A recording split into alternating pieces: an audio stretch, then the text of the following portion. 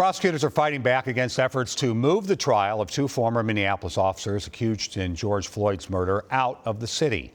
The state trial for Tou Thao and J. Alexander Kueng is scheduled to begin in less than 2 weeks. Both are charged with aiding and abetting Floyd's murder. As Esme Murphy reports, prosecutors argue there is no place the trial could be moved to where potential jurors had not heard about the case. Jury selection in the trial of J. Alexander Kueng and Tou Thao begins here in Hennepin County Court on June 13th.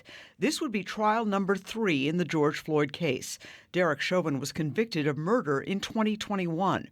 Earlier this year, Kueng, Thao, and Lane were found guilty in federal court of depriving Floyd of his civil rights.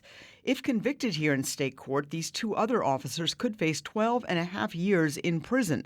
The trial also comes after Brooklyn Center police officer Kim Potter was found guilty of manslaughter in the death of Daunte Wright. For defense attorneys, it's a seismic shift from when juries would give police officers the benefit of the doubt. Joe Tamburino is a defense attorney not affiliated with this case. In the last year, the political climate, the social climate has not been good for officers who are facing criminal charges. Another likely factor in this case is witness fatigue.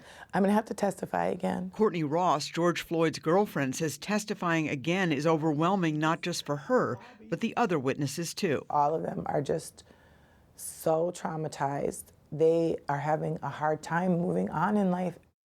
The defense in this case has filed a motion to move the trial to either Dakota or Olmsted counties because of pretrial publicity.